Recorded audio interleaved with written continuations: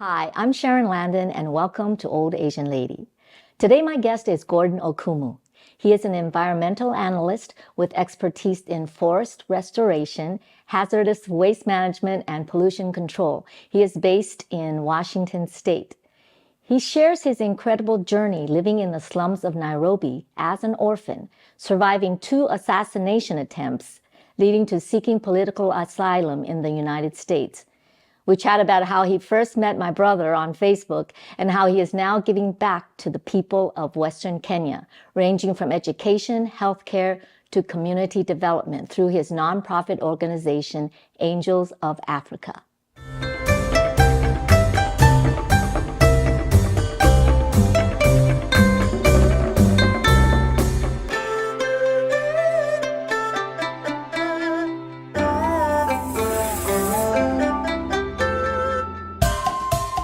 Hi, everyone. Welcome to this episode of Old Asian Lady. And today my guest is Gordon Okumu. He is actually my nephew. And this is the first time that we've ever met virtually or otherwise. And Gordon, I really want to welcome you and thank you for talking to me on this show. Thank you for having me, and it's really wonderful meeting you, at least for the first time. Yeah. Actually, I had, always heard about you before, but yeah, this is just really exciting and interesting for me now to be able to finally talk to you and hear your story and share your experiences with our audience. Thank you so much for creating the time and the opportunity for me. And yes, I have heard about you and your siblings. And when I was visiting Graham in Sacramento, we walked around and she showed me where you guys grew up, and it was great. Yeah, that's been a long time ago. So just want to say to the audience that Gordon is actually coming online from Washington State. So Gordon, I actually wanted to have you talk a little bit about your background, and because you're not from the States, you're from Africa, Kenya specifically. And yes, I was born and raised in Kenya. I was born in a small town, Western Kenya, called Migori. And then short after a while, when I was like 6 months old, my dad died in a road accident. And so my mother, having only one child, decided to move to the city to try find a job and be able to raise a child. And so when I was that little, we moved from Migori to the Kenya's capital, Nairobi, where I stayed with my mother, just the two of us, until when I was 14. Then my mother died of typhoid. And so I remained around in Nairobi for a while. Then my grandmother, my mother's mom, took me from Nairobi back to Migori because that's where she lived, and stayed with me in a property for a while because I didn't have anywhere else to go. My father's side of the family, I hadn't associated with them at all, so I didn't know them. And I only knew my maternal side of grandparents. And so when mom was gone, only that was the only side that could take care of me. And so after that, it's been a blessing. I moved back from the village to Nairobi and completed high school and went to the Jesuit Seminary and eventually came to join the university in Nairobi and moved back to the United States. You mentioned that you and your mom left after your father died. Is this something that is normal in African culture? That is typically normal for young families in African cultures. Okay. So what that means is most African men, or at least Kenyan culture, tend to be polygamous. So men will tend to marry many wives. And in the case, my dad was a polygamous man who had 3 wives, and my mom was one of them. And so my mom, being the youngest of the 3 wives, she was the youngest family because she is the only one who only had one child, whereas the other 2 women in front of her already had like 7 children each. So they were Wow. much of an older family or a larger family. And so in situations like that, we normally have families break apart because the uniting factor is the husband who's brought all these people together. And so if the husband is dead, the more established families or the more established wife of the many wives can stay. And the less established wife will tend to figure out a way for themselves because you are not much of welcomed here and nobody knows you per se. And then you're still very fresh in that family. So that was the case with my mom, who had just been in the family for roughly 1 year by the time I was, Oh, and then I'm only 6 months old. So it was pretty a short stay. And that's why it was easier for her to figure out a way for herself. right. Oh, like not only in African culture, Chinese culture also has or before had the more than one wife, because I don't know if your dad had ever told you that my original family, my mother was the second mom. So she was called, because there's a dama, which is the big wife, the main wife, and then my mom was the xiao ma, which means the little wife. So at Oh, that time, yeah, we had that as well. So interesting. Okay, so then you said your mom took you to you guys had to move. You guys went to Nairobi, right? correct. Yes. And how difficult was it to have a living there? I mean, how did your mom support you? You were a little baby. So my mom had a sister of ours, one of our young sisters, already lived in Nairobi before we moved to Uh, Nairobi. So she knew somebody there. And since I was very little, I don't know how she managed to move around. But I remember when I started going to school, she would go looking for jobs. But my mom was not educated. She only went up to, I think, 10th grade in high school. And she didn't go okay. past that. So she couldn't get any formal education. And that also meant that she couldn't get a job of any level other than being a janitor or a housekeeper. So she worked as she did small businesses selling fish and selling chapati. Chapati is a tortilla version of Kenya, where we Oh, just mix flour and oil and then you fry it on the pan. And she will make those and sell them in the morning on the side of the street for folks who will buy that for breakfast. So it's a tedious process. Nobody want to prepare tortilla every minute. So if there is tortilla available that is hot, people just buy and take it home for breakfast. So my mom would make that in the morning and then clean up everything. And then she'll go to the market and buy fish, fresh fish, which she'll come back and wash and sun dry a little bit. Then in the afternoon at around 4-ish, she'll start deep frying that. And then families will come and buy deep fried fish that they will make for dinner with ugali. Ugali is a Kenyan version of polenta, just okay. cornmeal. And so she did that for the better part of my elementary school. Mhm. When I was going to middle school, she had gotten a job as a janitor at the Catholic Basilica in Nairobi. So there Mm, is the Holy Family Basilica is the largest of the Catholic churches there. And she worked as a janitor there for 2 years before she passed on. So I okay. was 14. So I think she started working there when I was like 12. And So you, go ahead. yeah, you mentioned that you went to school and stuff. Is it normal? I mean, is it a paid thing for boys or to go to school? I mean, is it public school, or how did you have to test into school, or?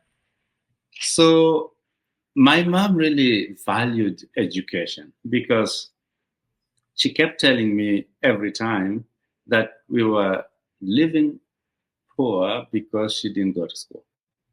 She knew that if her dad, my grandfather, could have provided her education, we would not be living in the middle of the slums where we used to live.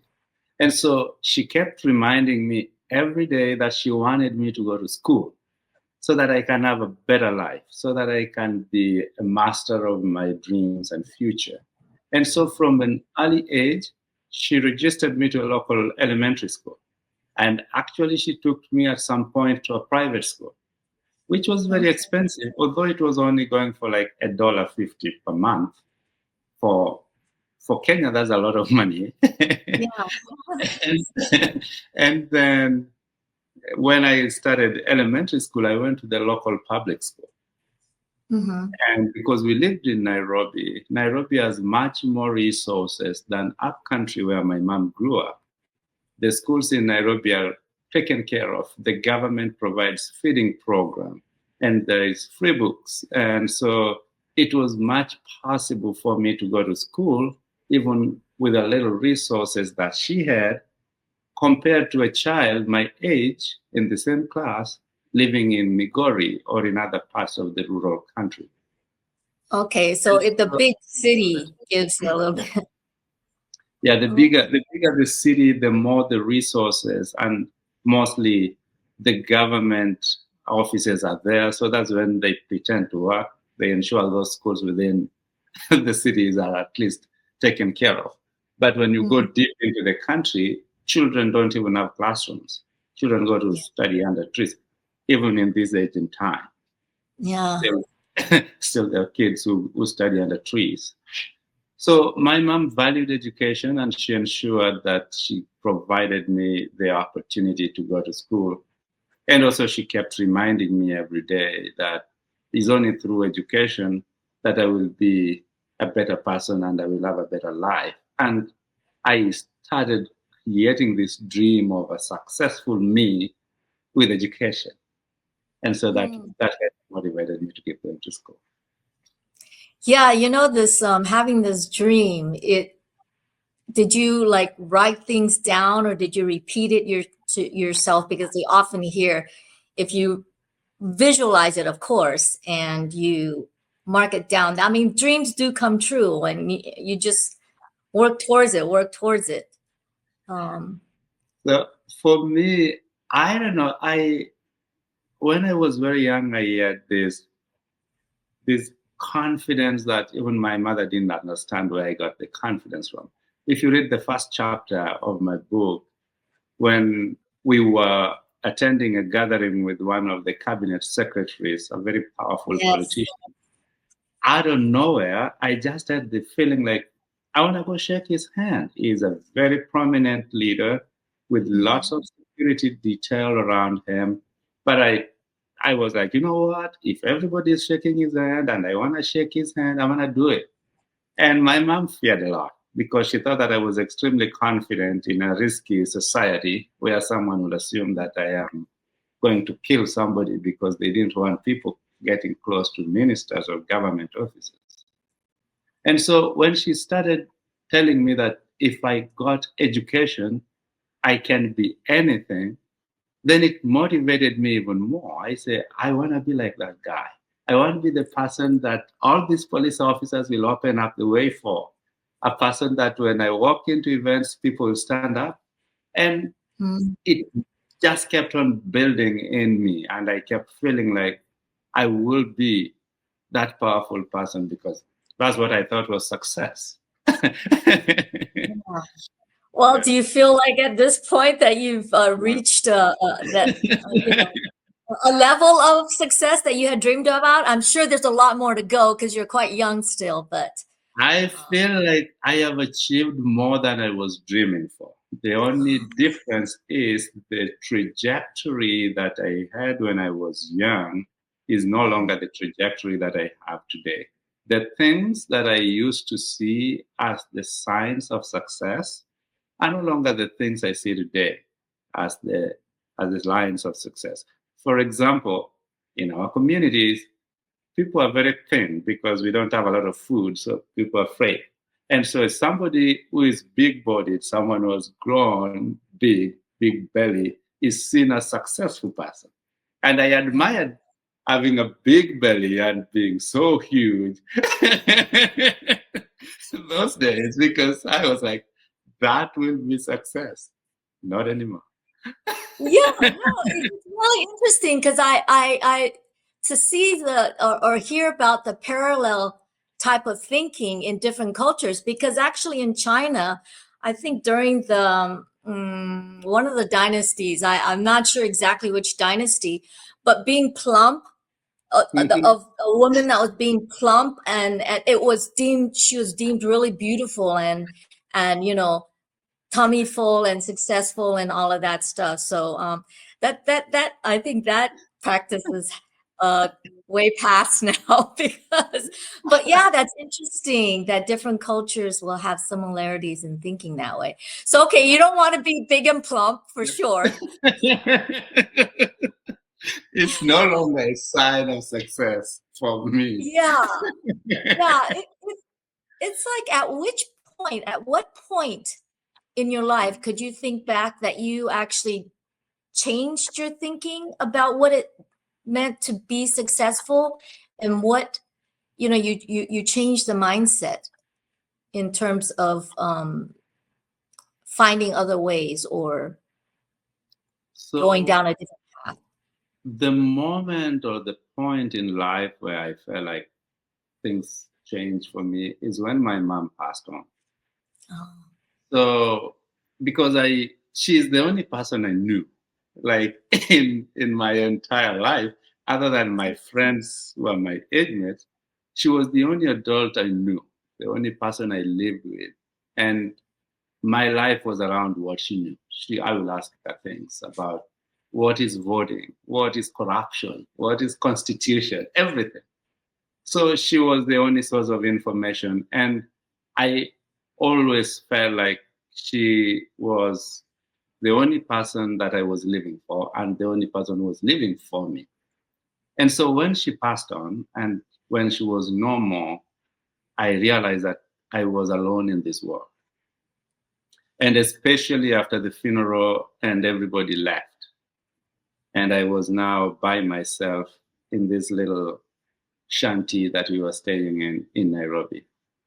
And so from that point, I stopped looking into things like I want to create success. I started looking into things like I want to survive. I want to get things differently. I just want to have a meal for tonight. I want to get rent for this apartment.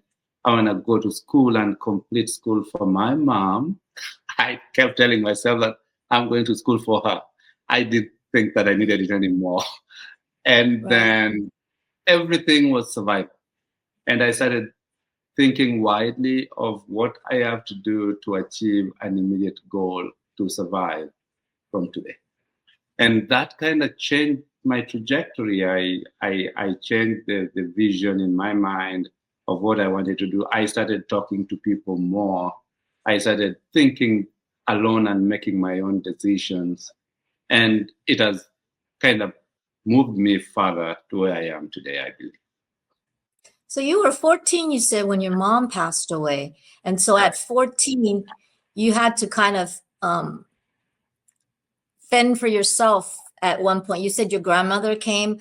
Had you been by yourself for a while before she came and started taking care of you? Yes. So after my mom died, I stayed in Nairobi for a while, and grandma came up after the funeral, like another 3-4 months. So okay, you don't know what you miss unless you start doing something else or exactly.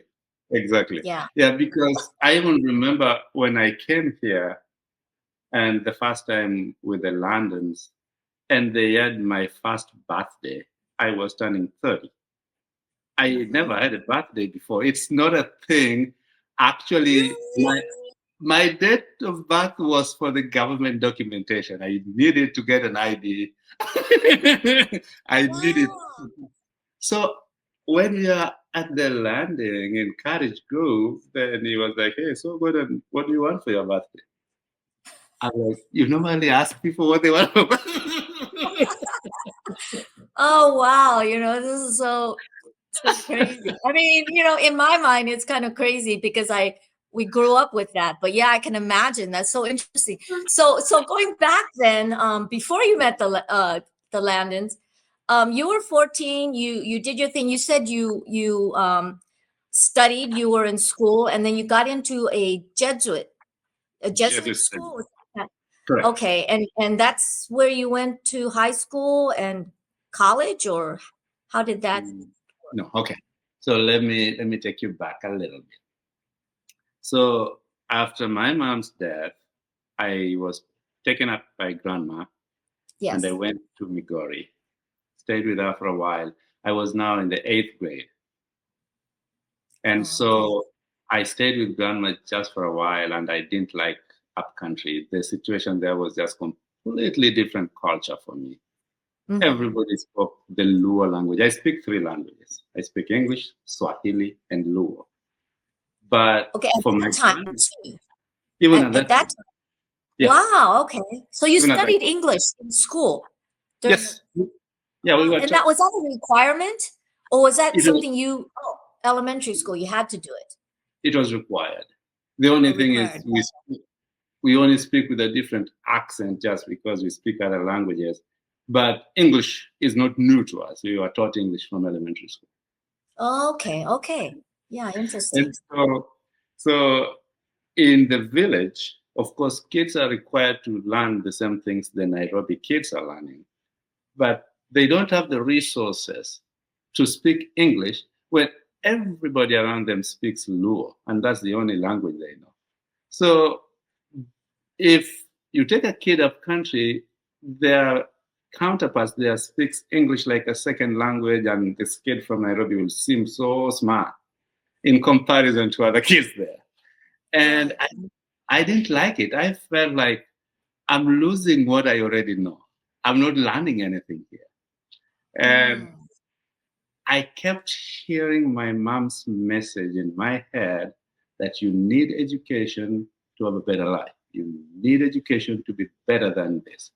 And then just the feeling like this is the same elementary school my mom went to. I just didn't like it. I just didn't like it because it had these bad memories. My mom was Yeah. there, she didn't get education, and also just the feeling like this is the same community where she wasn't granted education, and that's why we couldn't have a better life. I was like, I'm done with it.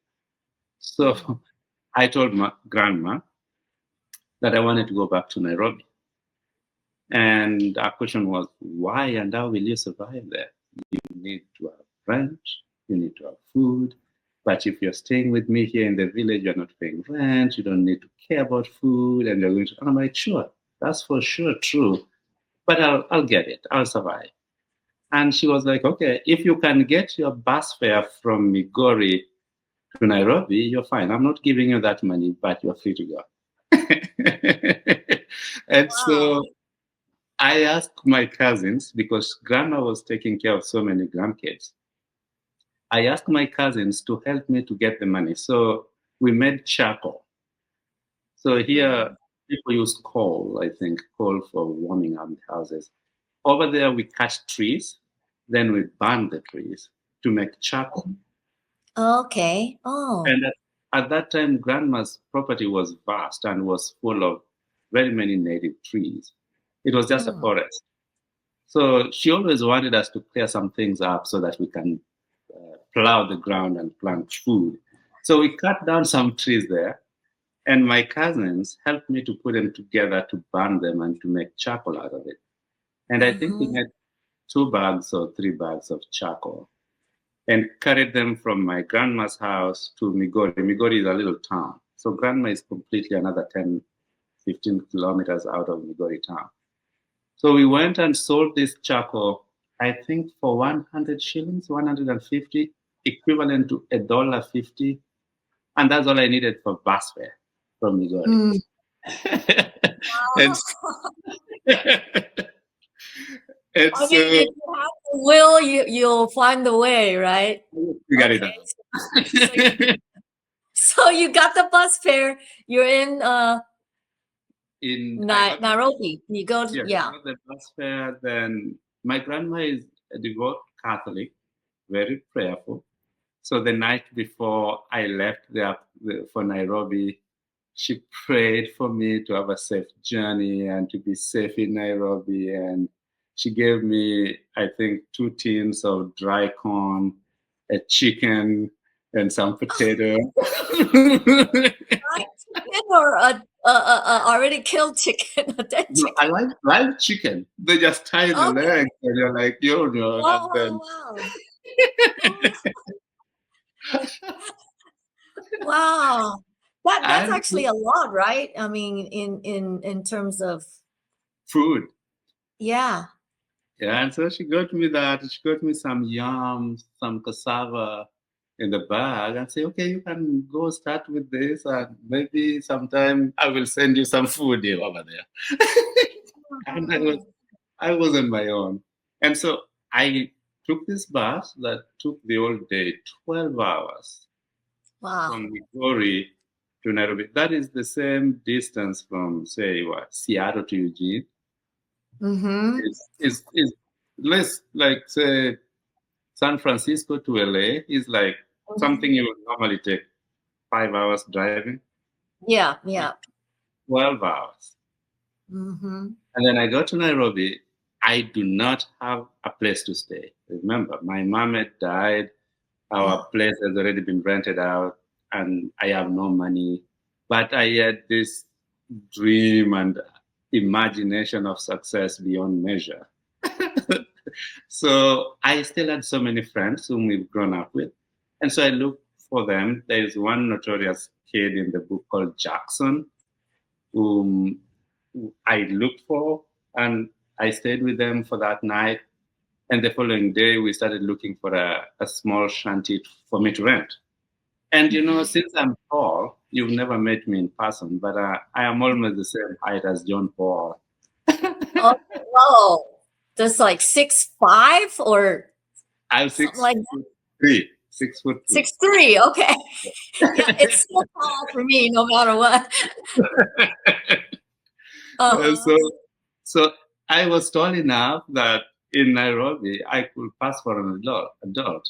If I go to a place, people would assume that I'm not a kid. If I wanted just to say that I'm 25, someone would believe it. Right. And so I went back to the Basilica where my mom was working. And I spoke to the priest there who was my mom's boss. And I told him that I would like to go to school and I don't have resources to do that. And we had a deal. He told me that he will help pay for school fees to get me through high school, but I needed to get myself out to live. I need to get food, need to get rent if need be, and every other thing that I will need to go to school, but he will pay the fees. And so I went to high school, and through their support, the school fee was paid in full. And so I looked for some part-time evening jobs where I worked as a night guard, standing at the gate and opening the gate and closing the gate. And I would carry my books to the place where I was working at night. So I'll read and put them aside and open the gate and close and keep reading until I completed high school in 2005.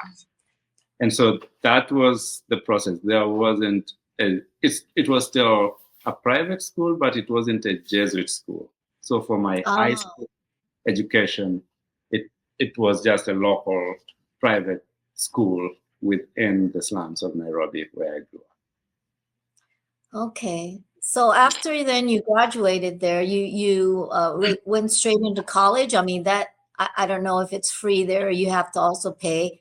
How did you? No, no, I did not straight away go to college. When I completed high school, I joined the Jesuit Seminary.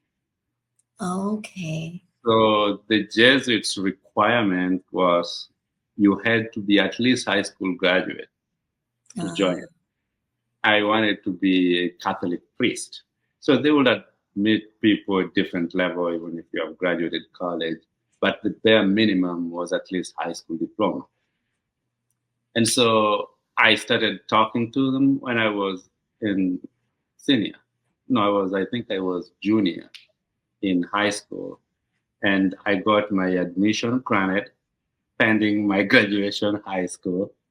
And once I graduated, I was admitted and I joined them and I was sent to the novitiate, which is the first step of becoming a priest in the seminary. And that was in a city called Arusha in Tanzania, south of Kenya. Okay. So it was nice also. It was the first time I was crossing the borders, going international. Yeah.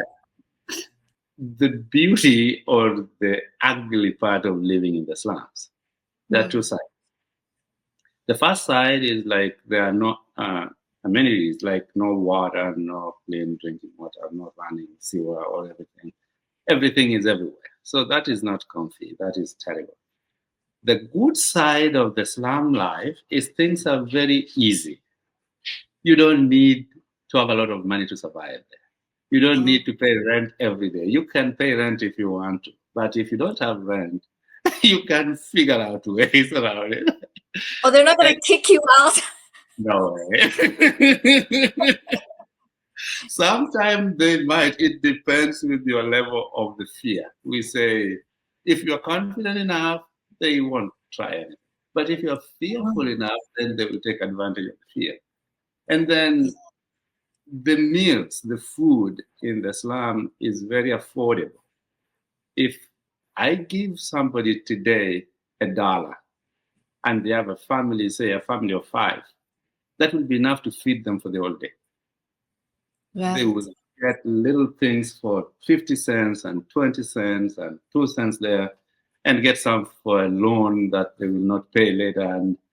And so life can be a little tricky if you are an outsider coming in. If you are a slum dweller like me who had been living in there, you know all the corners.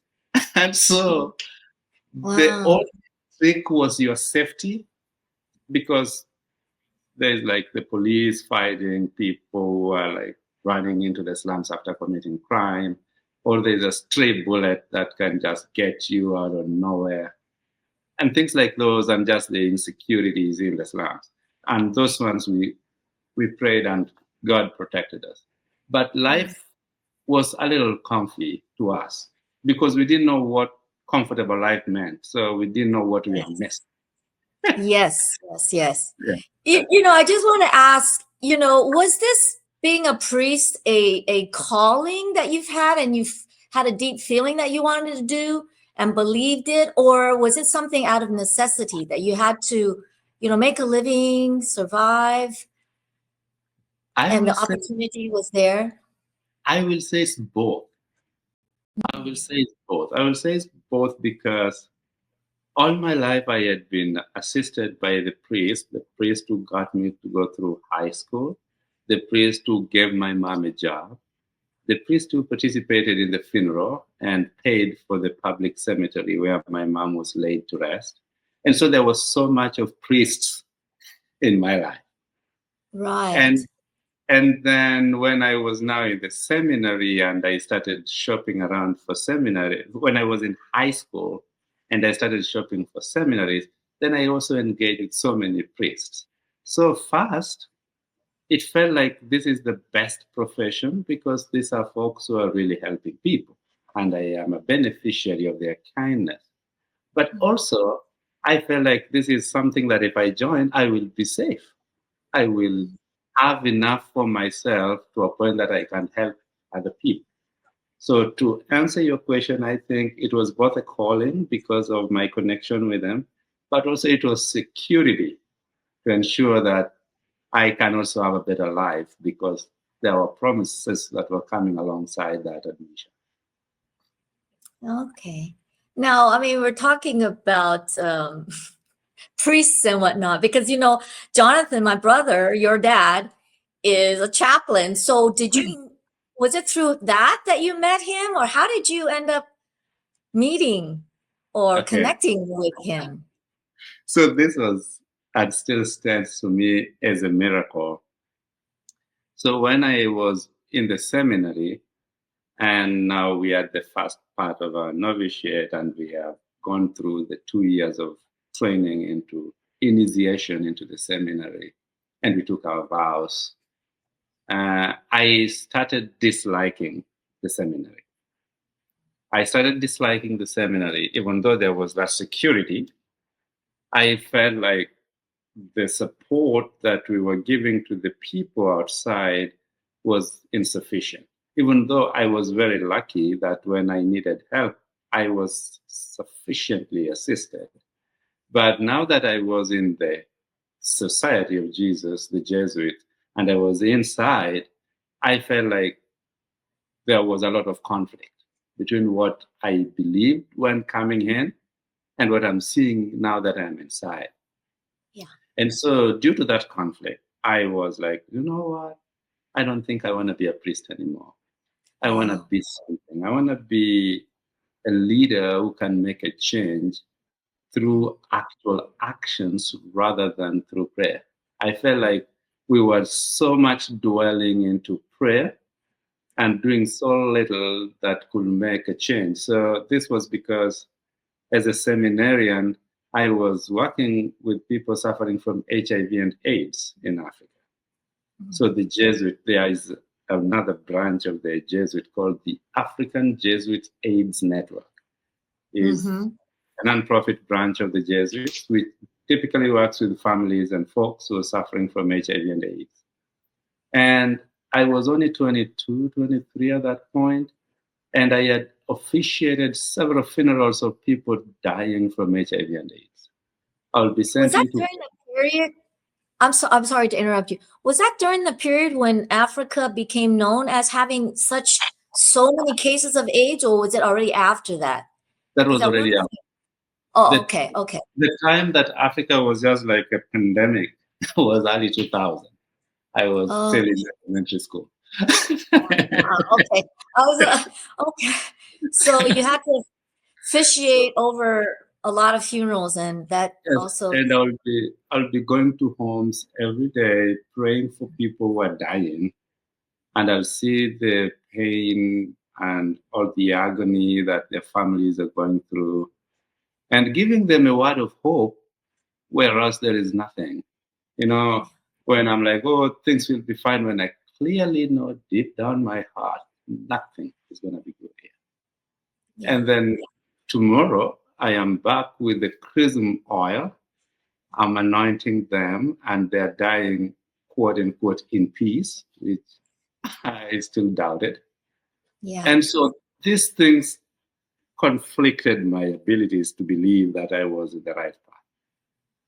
And so I wanted to leave. I told my superiors that, you know what? I am very grateful, and it's a great opportunity that I got to be here. We were so many candidates, and so many of us did not succeed to go this far. But also, I think I am not in the right place. And so it's a process. Just the same way it's a long process to get admitted, is another long process to get out. Yeah. And so at the seminary, I was in charge of the internet room. I was the guy who knew a little bit of computers in our group. So they made me in charge of the internet room, which we were all provided 45 minutes to browse per week, per person. Oh, per week? Per week. So you're going to get one 45 minutes until next week. But for me, as the guy in charge of the room, I will browse every day because I have to turn it on for you, and then I have to turn it off once you're done. You had the in. Yes. So I had a lot of time to access the internet, and so that's the same time I joined Facebook. Mm-hmm. And so when I joined Facebook, since I knew that now I'm getting out of the Society of Jesus, I was adding friends because I was already thinking, where am I going to after here? And in the process of sending friend requests to people, I met Jonathan Landon. He was wearing this Roman collar priest shirt and kind of groomed guy, looking cool, and and so Hi, brother. Well, no, don't tell him that. I looked really cool. And he was younger, not like right now. He wasn't bald head and Right. so he looked really cool. And he was still in the army. So he was very, very groomed. And so I sent him a friend request. I didn't even expect that he was going to say yes to it because we didn't have any friends in common. Yeah. But I was like, you never know, he's a priest. I thought he was a Catholic priest. So I was like, we can be friends. And then somehow, out of nowhere, he accepted my friend request.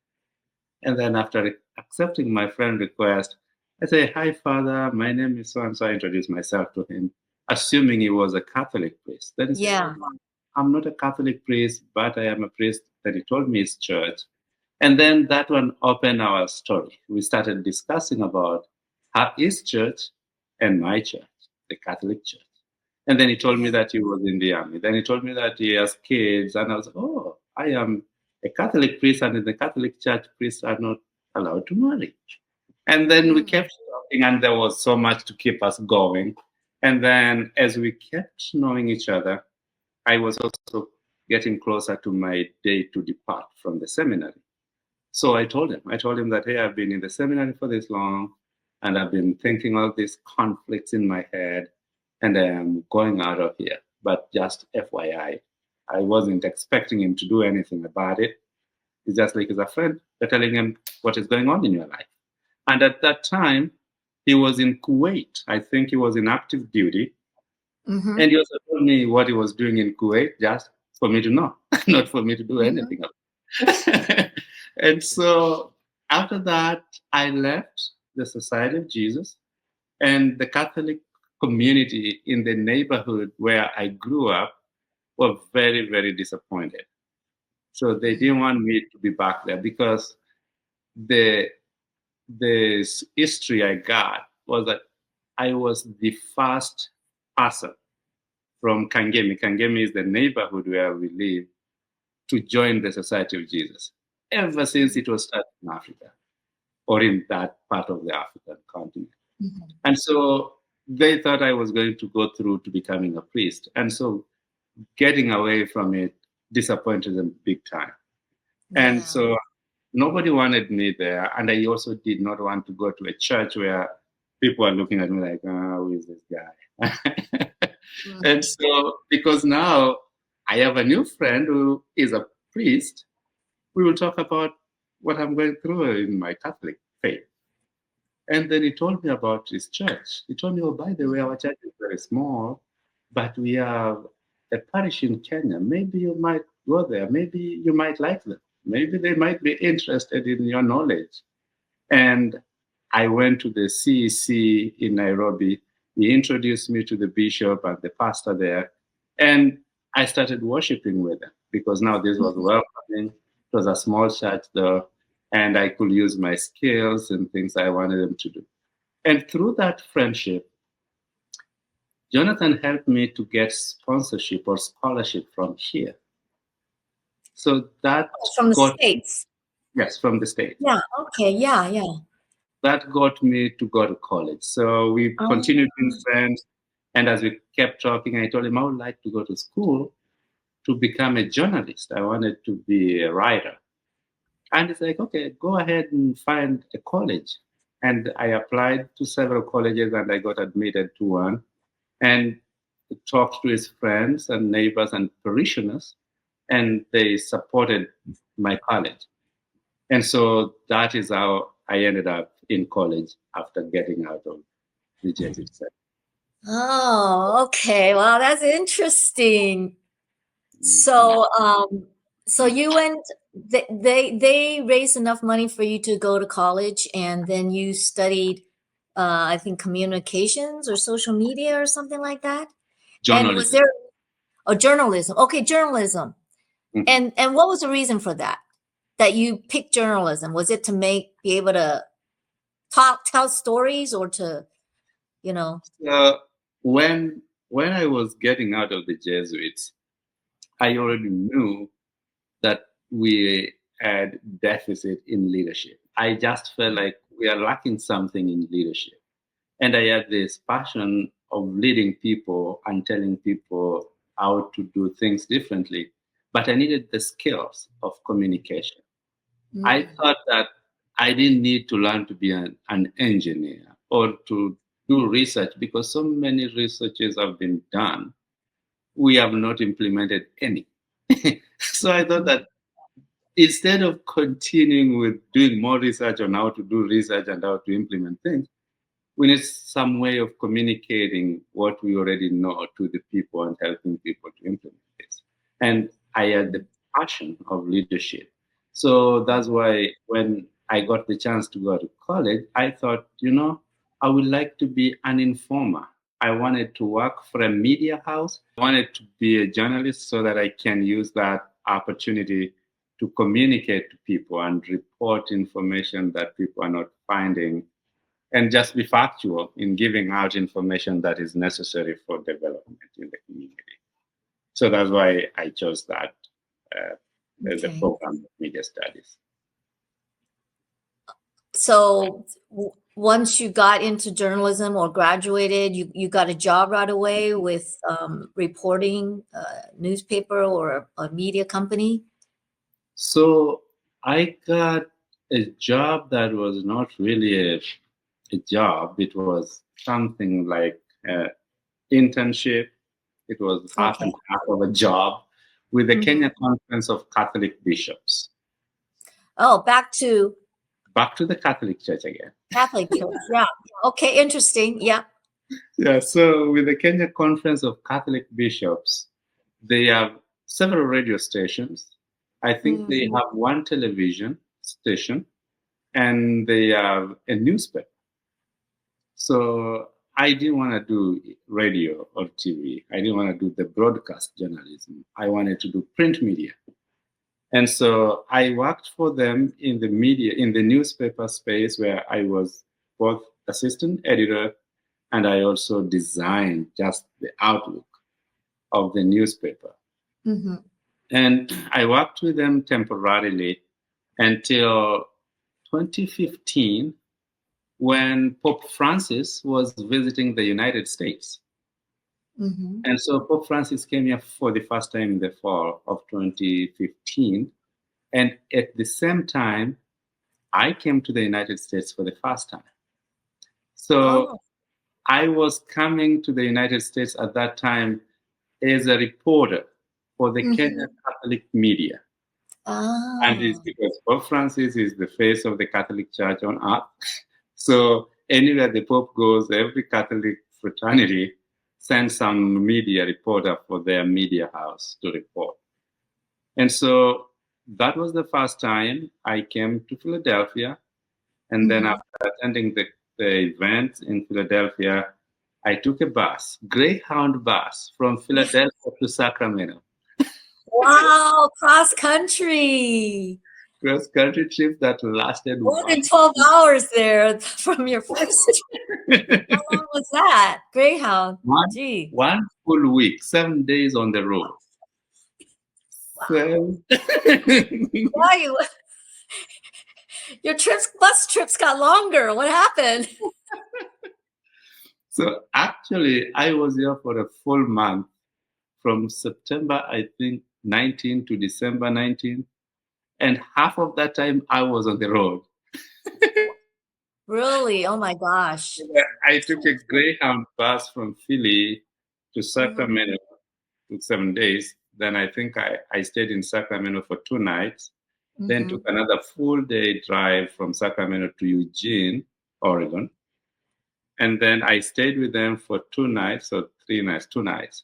Then I left Eugene to go back to Philadelphia on bus.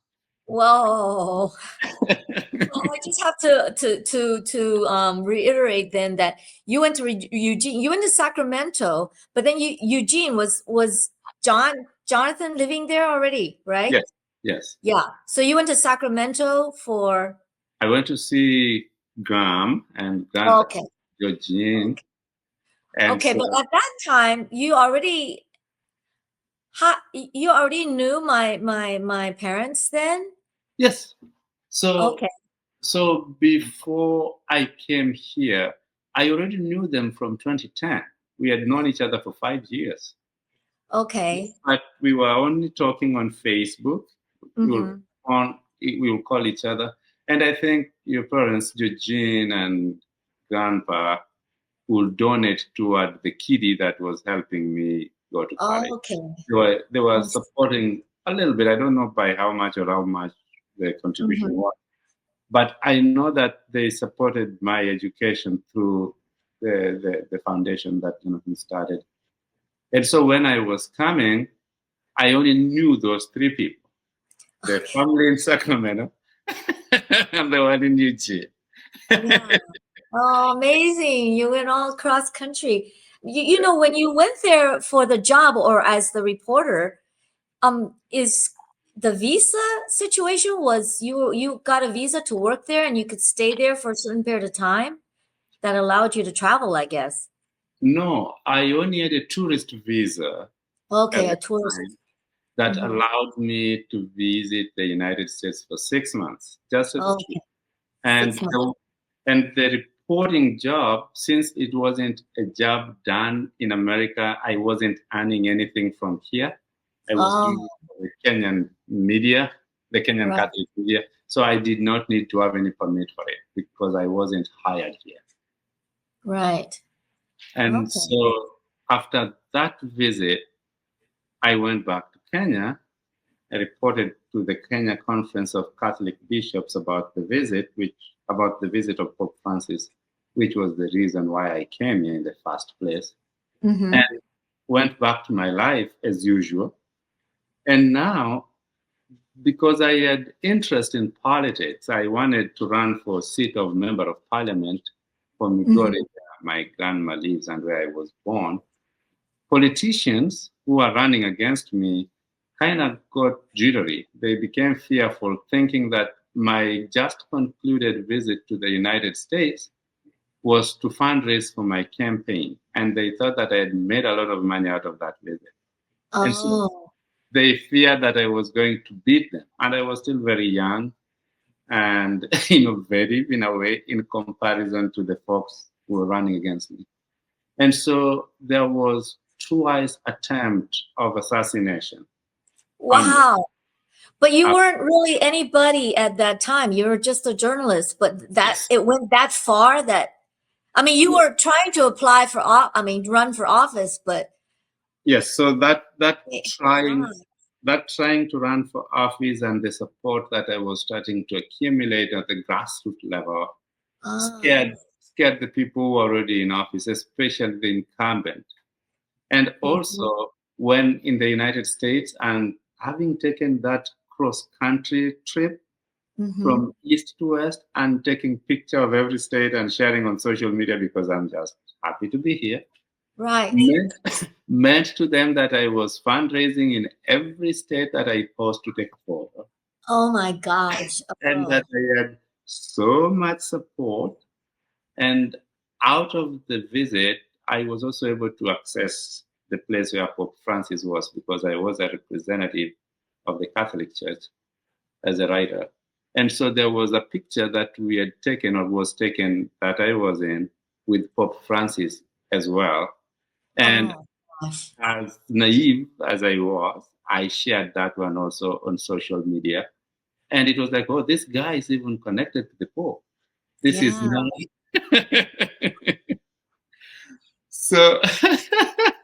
So you had two assassination attempts on you. I mean, how close did they get? So the first one was a poisoning where someone poisoned my drink in Nairobi. And my friends took me to hospital when the pain became too much. And then we reported that incident to the police, but it was never investigated. Or if it was investigated, it was never pursued past the information they captured. And Yeah. then later on, someone tried to shoot. We were driving, and the vehicle we were driving in was shot from the back, and the bullet went through the back tires. Oh And my God.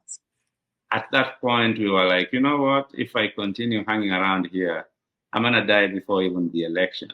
Yeah. Yeah. And Oh, so I called.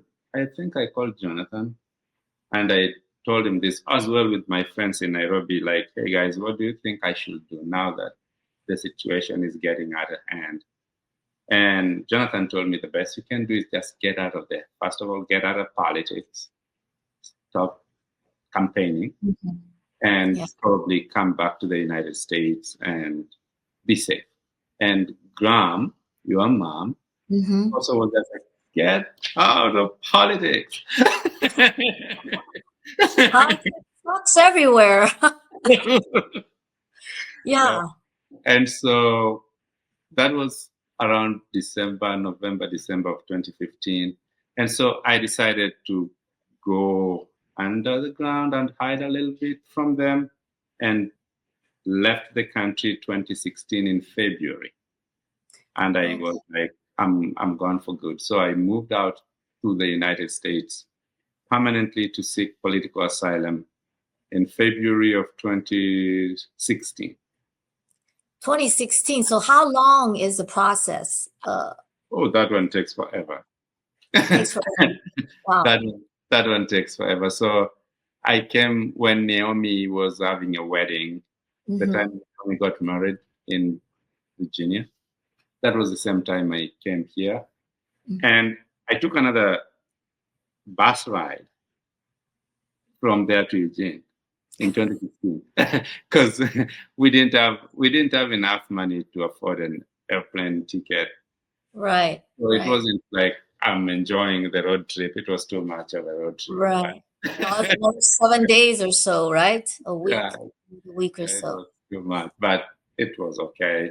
So I got to Eugene and I submitted the political asylum in that month of February, and I have waited and waited and waited until 2019 when I got a green card.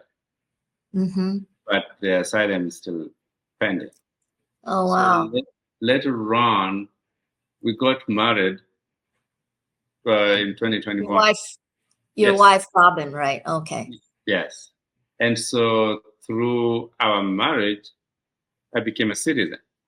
Oh, okay. So the political asylum was never granted because if I hadn't applied for citizenship through our marriage, it would mean that I would still be pending that political asylum application. Oh, so during this time then that you were waiting, were you went to college or you went to university, or you staying with Jonathan, or what happened when you were there? You looked for a job?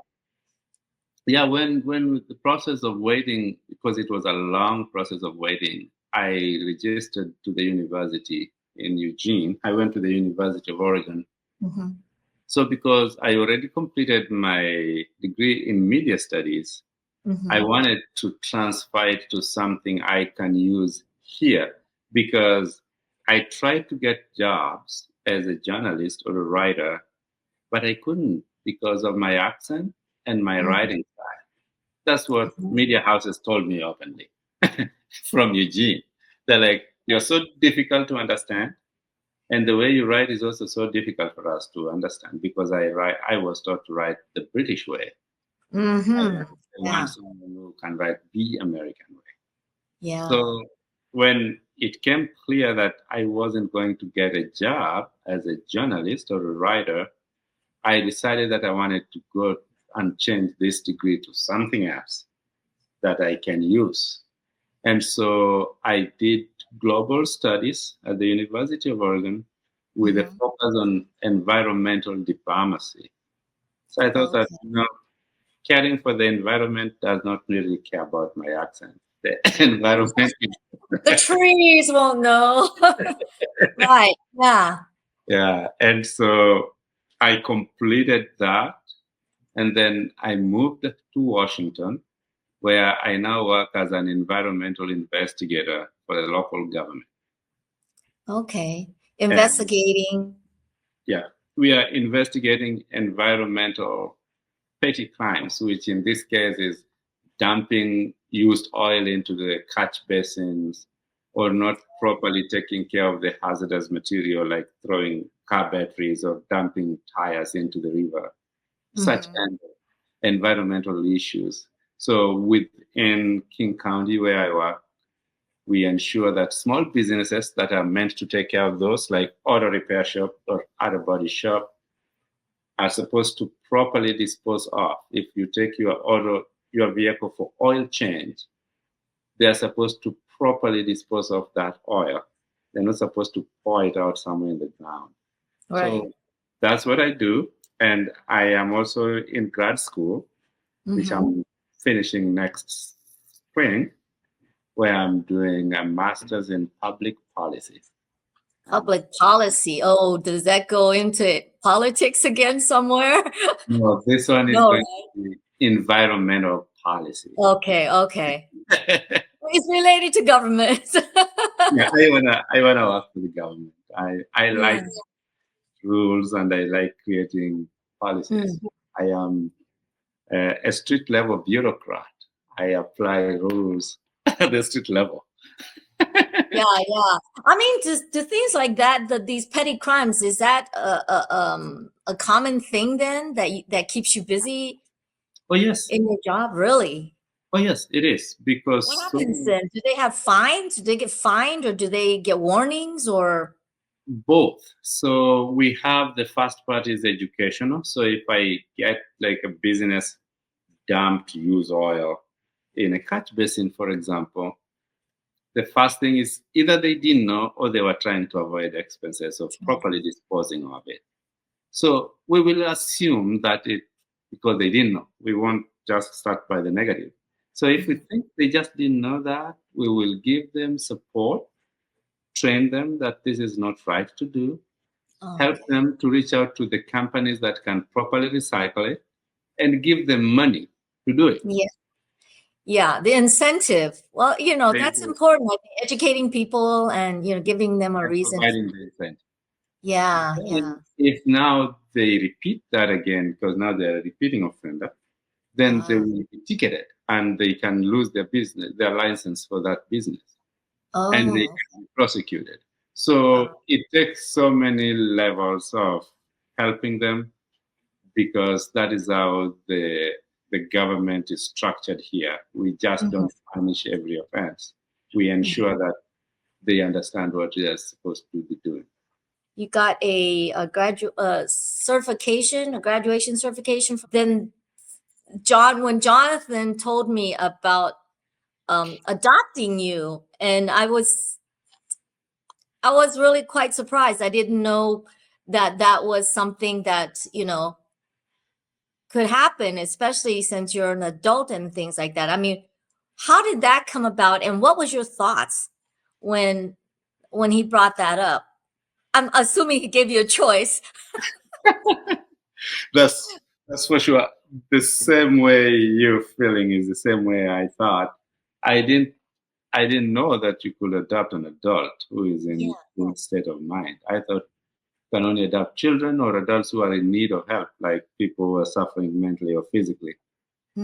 But he told me that they did the research and they spoke with an adoption attorney or someone like that, who told them that you literally can adopt anybody, actually, if that somebody is okay with it.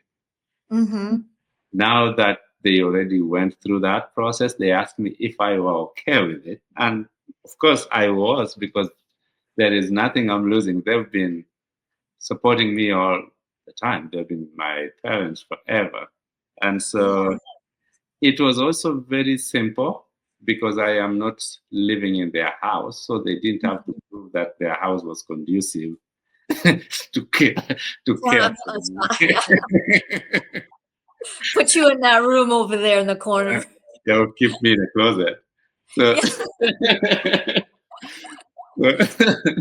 so because of that, it was pretty easy to get through the process. And it was just a single piece of paper that I needed to sign to acknowledge that I knew. And when I received that document, also I say that it didn't have much of help. Like, it can't help you through immigration. If you're an adult that is not legally here, you cannot be adopted to acquire citizenship or green card. You must still have your own ways of getting that is not connected to adoption. Okay, but so this was after that you and Robin were married and you got citizenship through that way because you couldn't get it. They adopted me just for the sake of adoption, to have me be one of them, not to benefit me in any way. Okay. Because it didn't add any weight to our immigration paperwork. Okay. So, I mean, to me, I still, it's just amazing to me that they went through the process of thinking about it and talking about it, and then, asked you if you wanted to do it. I guess, I mean, I don't know. I think we've been close together longer, and I think for the better part of our relationship, we've been peaceful. Nobody has offended anybody. That's why the bond between us and their children has been really getting better with time. Yes. I honestly, I guess I have to sort of confess something because, this is something that I hope that my program helps people to pay more attention to, because honestly, when I had heard before that Jonathan was in a lot of contact with you and you were, in Africa and things like that, I just didn't have a good feeling about it because I think this is the thing. It's people's perceptions and people's thinking about what situations are without knowing a person and without knowing the situation. And because there's so many stories coming out from, Africa and people getting ripped off or, all of those kind of stories. And I have to admit that it's embarrassing to me now, but that's what I kind of thought before. And I have to apologize to you that I shouldn't have made judgments like that because I didn't know you. I don't know you. And I feel like people need to start thinking more about that and being more No, I don't think you need to feel bad about that at all, because chances are almost 98 to 99% of the time, people that you don't know and are in a different continent will turn out to not be truthful. That is true. You shouldn't feel bad about any of that, because dealing with people that we don't know is risky. And I think Jonathan just decided to take the risk. And I also tried so much to confirm and to convince him that I was the right person to invest in. And I have kept that promise. Yeah. And so the part of trust, it does exist. There's lots of bad people out there. And that's why I say, even myself, I am running the Angels of Africa nonprofit, which is operating in Western Kenya with people that I know, or at least people I can access their homes in a country that I visit. But still, I get lied to, I get cheated, I get stolen from, and I also doubt people a lot. So I think your doubt, as any other person's doubt, was very justifiable. But also, we tend to give people a chance to prove themselves yes or wrong, and then from there we can now justify our doubts and say, "Oh, I thought that guy was not really true, and it's been proven now that he was." I think.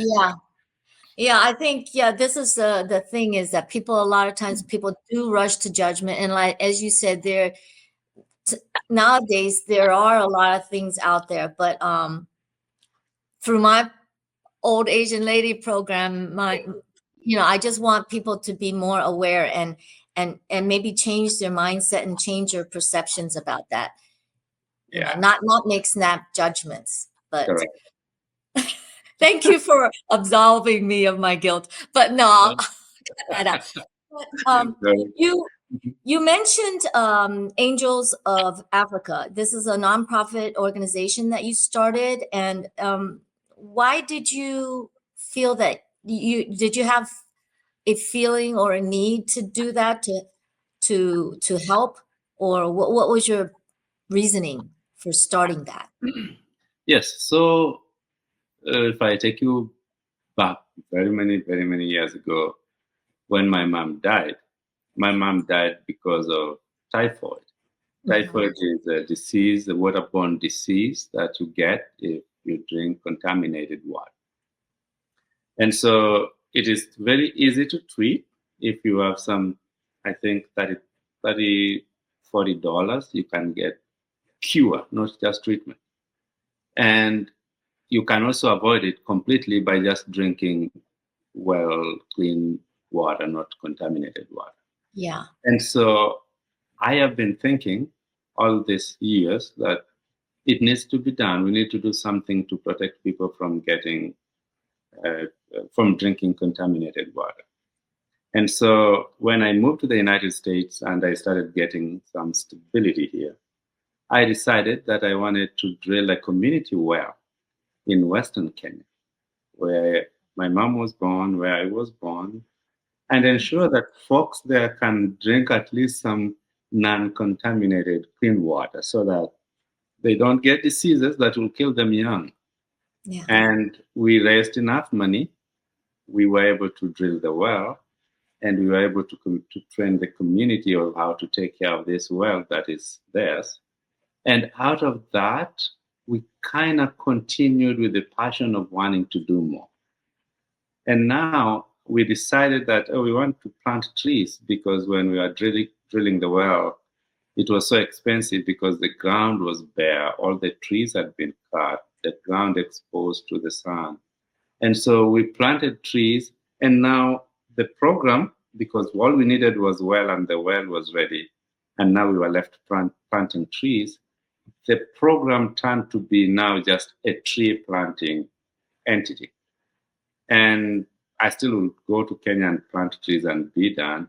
But we thought that that alone was not sufficient, because still, although people now had clean drinking water, but water is not food. People still need something to eat and then drink water.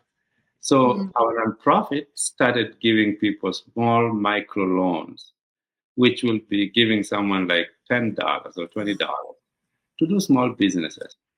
Because folks are like, hey, I plant tomatoes, but I want to take these tomatoes to the market. Can you give me a small loan to enable me buy a crate or a basin or something to carry my produce?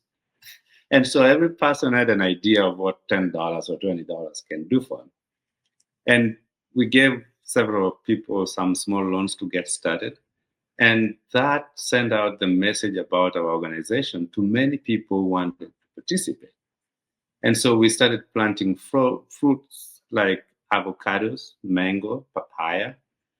And as we continued expanding, the nonprofit continued expanding, because there are more people to work with, there are more resources that we can generate. And right now we are going to put together a medical clinic. Okay, wow. Wow.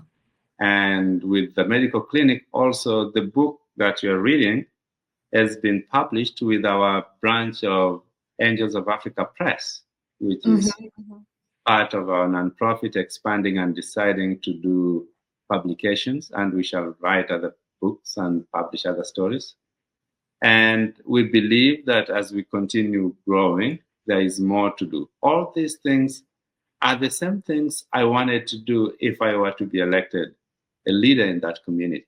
Yeah. If I weren't scared of by politicians who are just like completely immature in political dispensation. Losing power, really, you know. Yeah. And but so,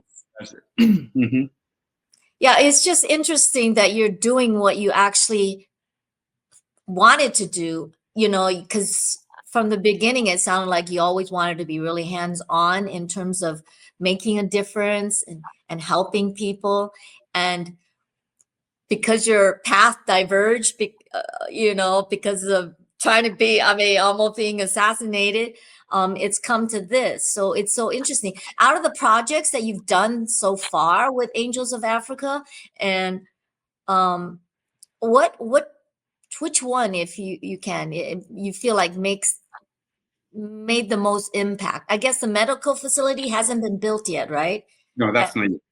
Okay, so in terms of the projects that you've already done, what has been the most impactful for life for people in Kenya? So for all this, like the well and the tree planting and everything, I think the one that I feel at a personal level has been the best is public education, the civic education, telling people that they can make a difference if they just did just a little. Yeah. So the fact that folks are now able to think of, what can I do with my life?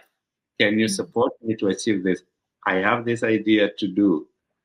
I think it's been the best way that has made us so successful, because every person is working for the better good, rather than sitting there and saying somebody from America will send us money. I think before that, all that was happening was like, there's so much money in the United States, which is true. You need to send it over to us. We need it. And when they get it, they grab it or they destroy things that we put together. And so I try so much to talk to the community and say, hey, all these things that I'm doing here are beneficial to you. I don't live here. I don't drink from this well every day like you do. So you are supposed to protect it. You're supposed to take care of it.